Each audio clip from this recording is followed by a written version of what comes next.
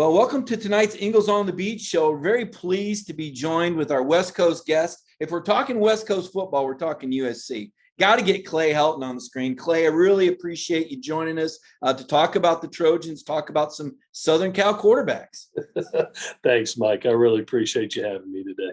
No doubt. Now, see, I didn't know this. I got to reintroduce Clay Helton. We all know him as the USC head coach. He's going into his 7th year with the Trojans. You believe that? It's really gone by fast. Of course, his brother SEC folks know he was with Jeremy Pruitt for a year at Tennessee. Now he's the head coach at Western Kentucky. His father, Kim Helton, a well-known college football and NFL figure. He's still going at it. Is an analyst. I guess Tyson won the bidding for dad there.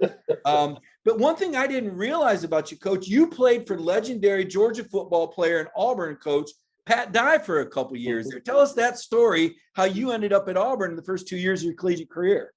Yeah, so fortunate to have the opportunity to be at Auburn and be with the Auburn family and especially Coach Dye. I mean, he was like a second father to me, just a special person in my life at the time, not only for myself, but my wife, who also followed me from Texas to go to Auburn, and just had a wonderful experience, absolutely wonderful experience there.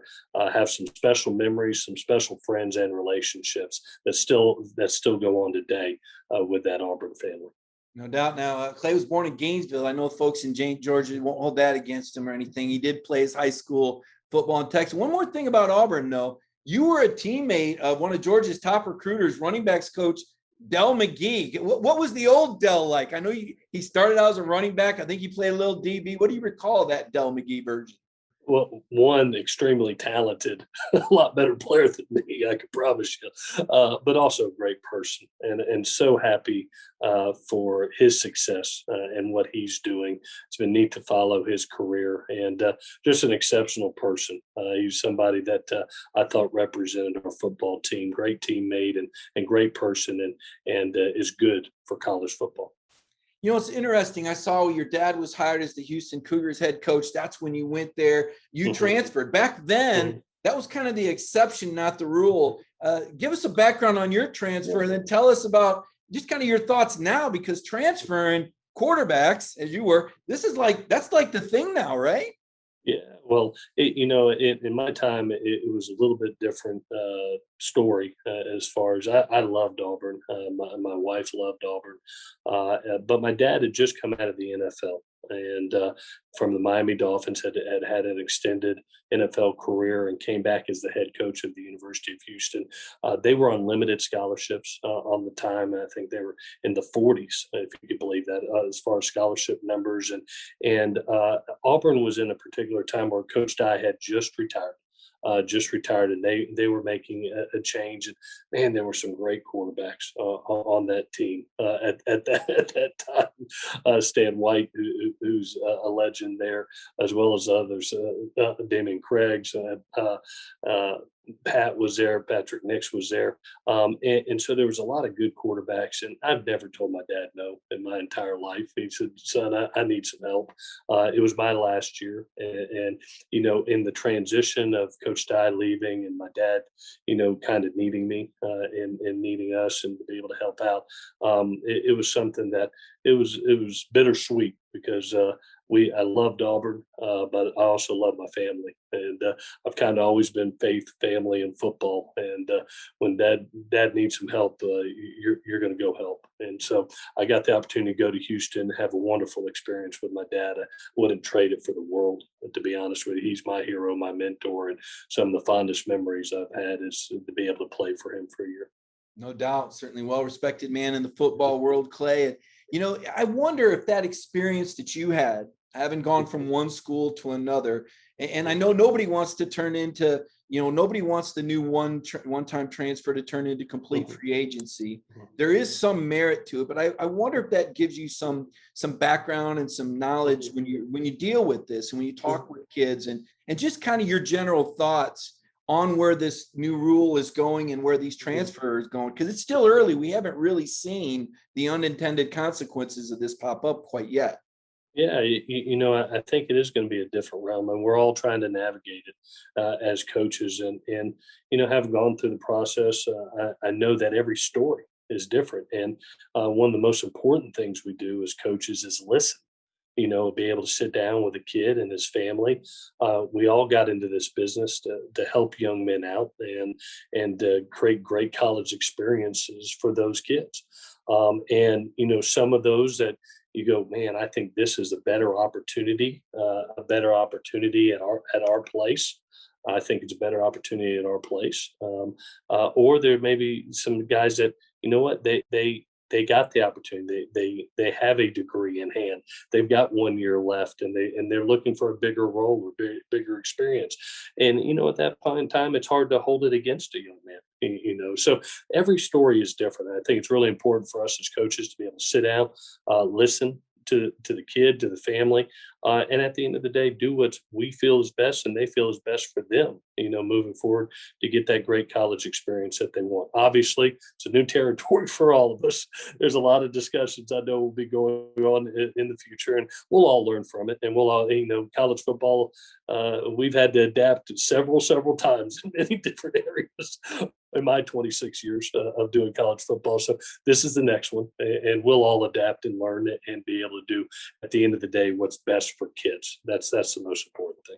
No doubt. Now, you played your high school football there in Sugar Land, Texas. We talked about your background in the South. You've been out here at USC, I think 2010, 11. You were there with Lane when he was the head coach, and Sark, and then you took over as interim coach. I know that you won one of the awards that we present with the Football Writers Association. You were the best first-year coach in college football.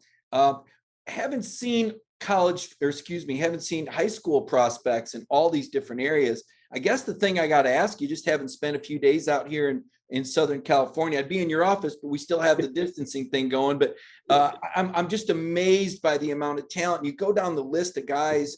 Obviously, you've got Keaton, but guys like Matt Corral's out here from out here, and JT Daniels and Bryce Young, and I mean everywhere you turn, Mater Dei, St. John Bosco. How do you explain all these quarterbacks that are in this Southern California area? Yeah, I was fascinated, Mike, when I first came out here 12 years ago, to be honest with you. I came to USC and was a quarterback coach at the time, became offensive coordinator. And you were looking at these quarterbacks going, unbelievable how talented they are. And I think one of them, it's all about experience and at reps. And one of the great things, as you probably have seen being in Southern California, has been the weather. It is picture perfect for pitchers and catchers. So quarterbacks and receivers, you look at those two positions and you look at this Southern California area and go, oh my gosh, it's year round. You're able to work your craft and master your craft. And there's so many things that I think the progression of the quarterback over the last, especially decade, from 7-on-7 camps to Elite 11 camps to Rivals camps to just all the opportunities that kids are given now to be able to work their craft. It was a lot more than when I was growing up. And so now these opportunities to train your craft year round, I think have made better quarterbacks. And you look at what has happened out here on the West Coast, we've had the great luxury of kind of our footprint with that quarterback position has been right here. We haven't had to go too far. And we're fortunate. Geographically, it is an extremely strong area, on the West Coast to be able to capture really quality quarterbacks. Yeah, and USC was such a great quarterback tradition, and the Trojans usually get their pick of the litter, so to speak. Players want to stay in state, and as Coach was saying, and as I can attest, the weather's incredible, and this Los Angeles area has a great deal of things to offer. Coach, I want to ask you a little bit about JT Daniels. JT is a guy, talking with people out here, they say, hey, this kid was on the map early now. He wasn't a surprise. I guess I would ask you, when did he pop up on your radar? Because I'm sure there's a lot of guys on the Southern Cal quarterback radar, but when did you take note of JT in your backyard? I think the actual first time was when he was in the 7th grade. Everybody has their institutional summer camps, and JT was one that would always come to camp. And even as a 7th grader, you were like, wow, this kid's special. He's different. He's got a football mind.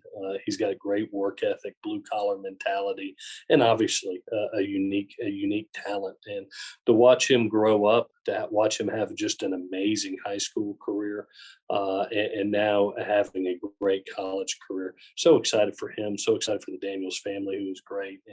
And Georgia has a wonderful person and a wonderful player that's got a really, really bright future. Yeah, JT was a guy that was only, I believe, the second ever true freshman to start at USC as a quarterback, and kind of reclassified to do it at that. Didn't go through his senior year. That was something a little different, Coach. And yet, you did have so much confidence and faith in JT, even without the spring. He was able to line up in that first game as the starter. What were the things that you saw that let you know that JT was ready to handle that assignment? Yeah, no question. One, having watched him grow up, know his football mindset, extremely intelligent, both on the field and off, and being able to reclassify, being able to graduate early was a credit to him and all the work that he did. But you're looking at a kid that was supposed to be in his senior year of high school, and he's starting for us. And we had a lot of faith in him. And we've always said that it's the best player plays at USC. We are about competition here. Doesn't matter where you're from. Doesn't matter how old you are. The best man plays. And at that time, he was our best quarterback. And so, to be able to walk out there as a freshman, a true freshman that should be in his senior year of high school, we knew there'd be some growing pains, but we knew he would grow from it, because everything that we had saw is, if he made a mistake, you would coach him on it and wouldn't happen again.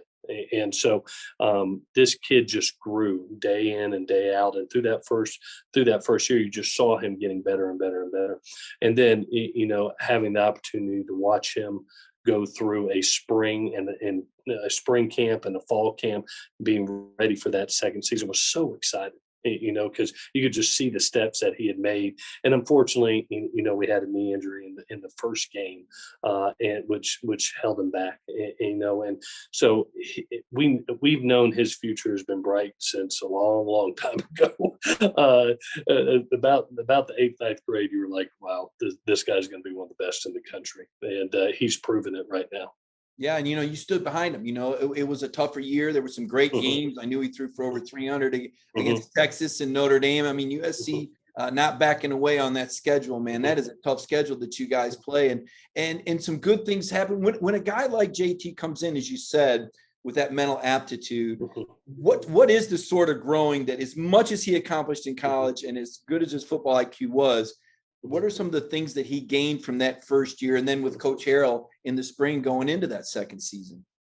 Yeah, the thing that I really thought that he grew on was his anticipatory skills of getting the ball out quick. He always had a quick release, but really I thought began to diagnose the difference of the speed of the game from high school to college, and how quickly the windows close. And there, as he progressed through that season, you could see him anticipate windows, start throwing kids open rather than seeing them open and then pulling the trigger. And he grew in that aspect. He went to a great school at Modern Day with Bruce Rollinson, and that had several great players on that team. He was throwing to the likes of Amon-Ra St. Brown and Brew McCoys and things like that, and kids that really could get wide open in high school. And now, when you take that next step, you realize, wow, everybody's good.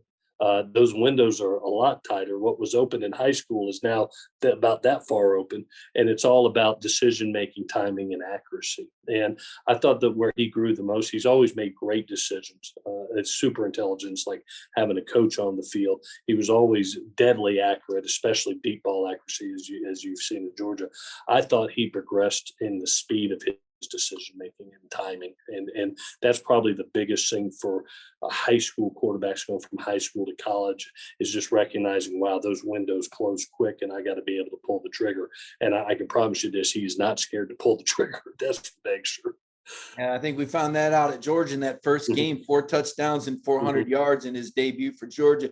Coach, you talk about on the field things. And earlier in this interview, you talked about during the transfer, what's best for the player. And one of the things that happened for JT and happened at Southern Cal was after the injury, Keaton Slovis came in. Keaton's a guy that won our Football Writers Most Courageous Award. He had battled through some adversity his freshman year. But when JT went down, Keaton stepped up. And JT was right there. These guys still communicate. I mean, JT's moved on. He's somewhere else. Keaton's now leading the Trojans. He's a projected top 10 draft pick, one of the Heisman Trophy guys. What were the dynamics like to see JT and Keaton working together through that adversity after JT went down in the opener? Yeah, what I appreciated about both kids is both of them know they're pros, that they'll both be throwing the ball on Sunday. And there was this not only professionalism, but camaraderie between the two. They cheered for each other. They rooted for each other. They leaned on each other. They talked ball. They wanted to improve together. And I really, obviously, when you're at USC or any elite place, there's competition that's going to happen, and you understand that. But there's also a great level of being a great teammate, camaraderie, and respect for each other. And that's what those two kids had. They knew that while these are two of the most special players in college football at the position and on the same team, nonetheless. So, walking into JT's second year with JT being the starter and Keaton being the backup, it's like Walt Disney World of coaching. It's like, what did we do right? It's Christmas at the quarterback position. So, we've always had a great opportunity to sign elite quarterbacks here and special quarterbacks, and Keaton and JT are that. But like I said, both of them are great people, and always appreciated the respect they had for one another. Now, certainly, we've seen some quarterbacks dramas play out all over the country. Coach, at one point, I think 3 straight Heisman Trophy winners were quarterback transfers. Like, that's become, the thing. And yet I look at when JT left USC, talking with his parents, they were talking with you, hey, where should he go? First of all, how tough was it to hear? You mentioned the Disneyland of, maybe you said the Disney World, the Disneyland of quarterbacks. I know you're sitting there with a couple 4 stars behind Keaton right now. USC still not hurting. Your quarterback room looks incredible. But how did you manage that when you heard the news that, hey, he's going in the portal? What goes through a head coach's mind? And then as far as watching him go through the process, what is your role at that point, and how do you stay so supportive? Yeah, definitely. Well, one, they're family. When you sign a young man and bring him in your football family, you treat them like family. And, you sit down and you listen to what they want and what's on their mind. And in JT's case, extreme honesty that he gave and said, Coach, I've got the opportunity. I think I want the opportunity to at least, visit with other folks. I'm going into my 3rd season now. It's a very important season for me. And I want at least to see what's out there. And, it was a special situation coming off a season with Keaton Slovis that had a dynamic season. Obviously, those 2 kids would have competed in the fall for the job. But I didn't hold it against JT or his family that he wanted to explore what else is out there and what's the best opportunity for him.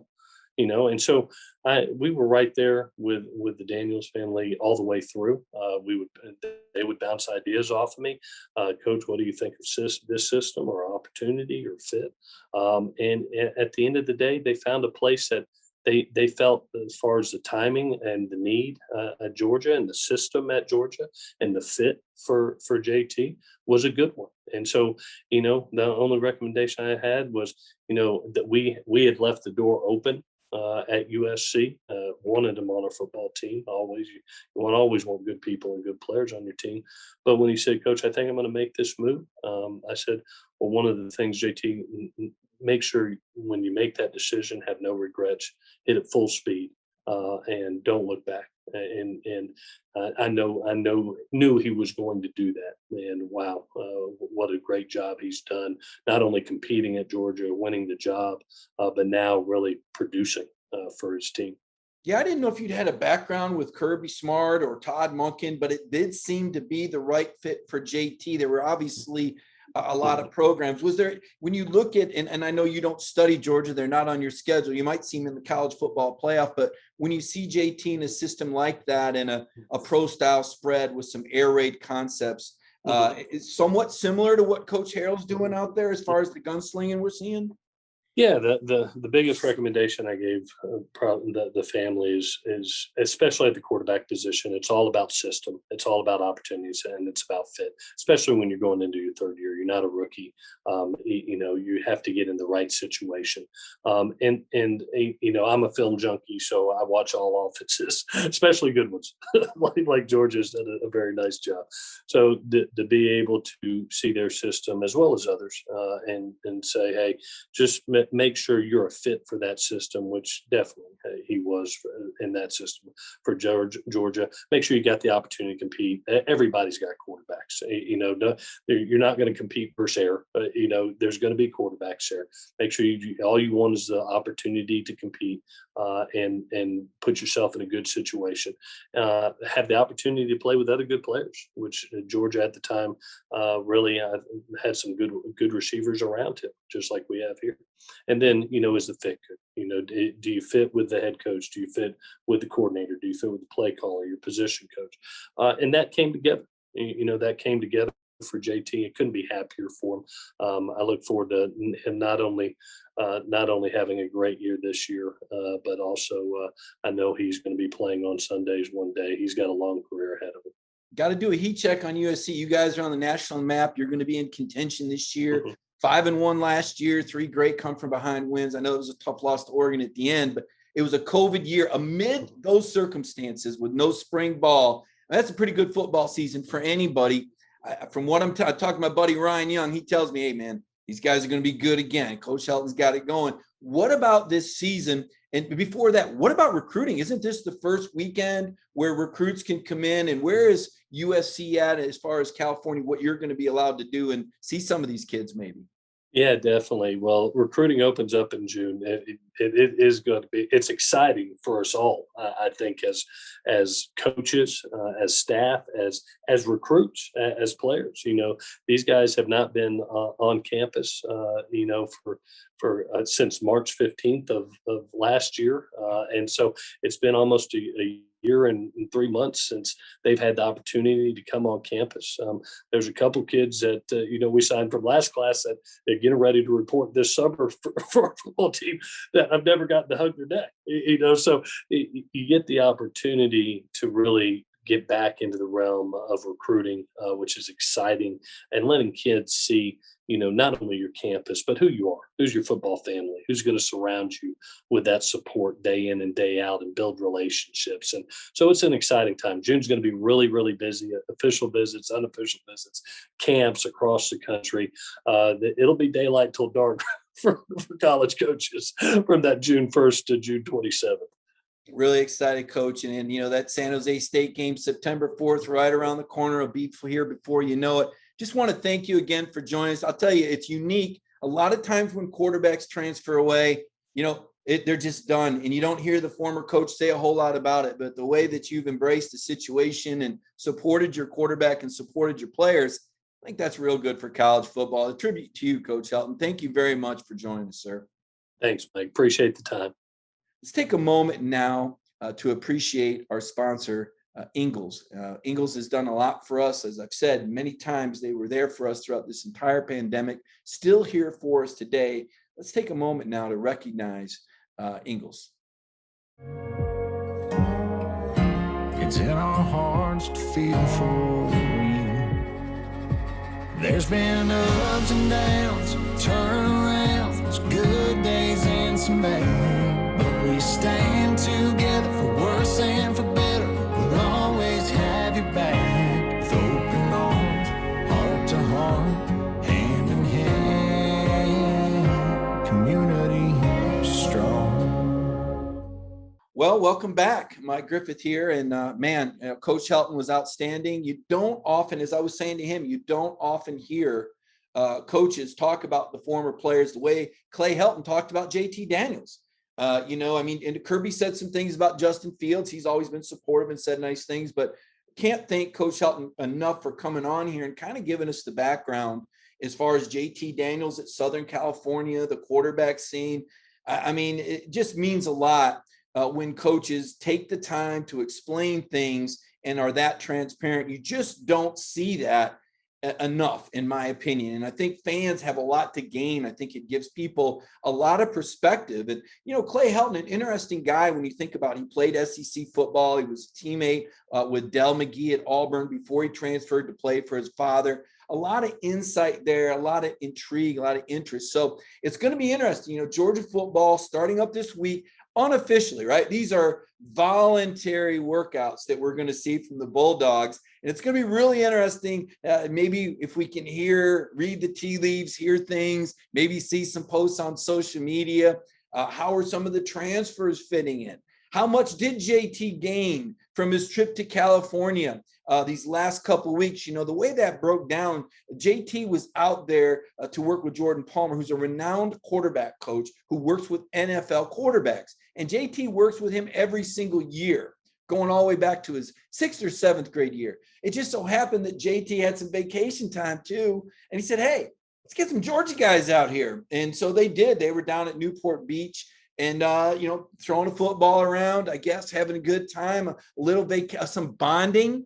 To me, the bonding, I think this is a piece of the bigger part of the puzzle that we heard Kirby Smart talk about.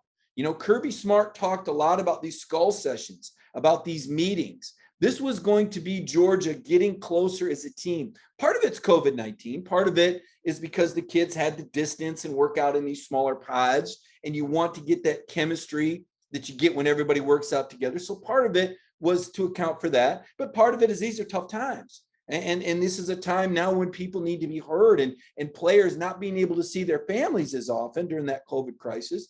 They kind of need to know each other, right? And get closer to the staff. So I know that's off the field stuff. That's not stuff that gets ranked in a preseason magazine, but I'm telling you, that's what separates championship teams, and Kirby Smart knows that. And JT Daniels knows that. One thing I learned on my trip from California last week was about Mater Dei, where JT played, about St. John Bosco, where DJ Uyunglele played his high school football, was how these programs are built. And it's not as different from college as you would think. These are football factories out there in California we're talking about, with 54 FBS kids on the field when these teams meet. So really interesting, time in California for me. Again, I really appreciated Coach Helton. I would have preferred to have been in his office, but California is still doing the social distancing, not doing the in-person interviews. So it was very cool that Coach Helton was willing to join me on this Zoom call for our Ingles on the Beat show that we bring you. We try to get to you every single Monday night. Obviously, last week we had Coach Bruce Rollinson, the head coach at Mater Dei. Might want to check that out. He was really good with some JT insights. And, we'll have even more stuff. I'll tell you this, I'm going to cut the program short this week because Coach Helton was so dynamic, and we're all just kind of waiting now to see what's going to happen with these Georgia individuals. I think June 2nd report date, June 4th, first day on the field. Who knows? Kirby can change that. He's the head coach, but I think those are the dates I've heard. And I think we're all excited to hear what kind of news comes out from the recruiting weekend, right? I mean, Georgia able to have recruits in that $80 million football building. This is a big deal. This building has been 2-3 years in the works. And for Georgia to be able to show this off, a lot of momentum for Georgia football. I hope you enjoyed Coach Helton's presentation and our interviews. He talked about JT and Keaton Slovis, the fact these guys are still tight. I think that's cool. They still talk. That's what you want out of college football. It's a game, and it's a lot of young people, and you hope a lot of coaches and young people doing the right things. I got a real good vibe off of that myself. So, hey, for everybody here at DawgNation, it's Mike Griffith. I hope everybody has a wonderful week, and we'll be talking to you, I'm sure, later on this week, maybe some Cover 4 action.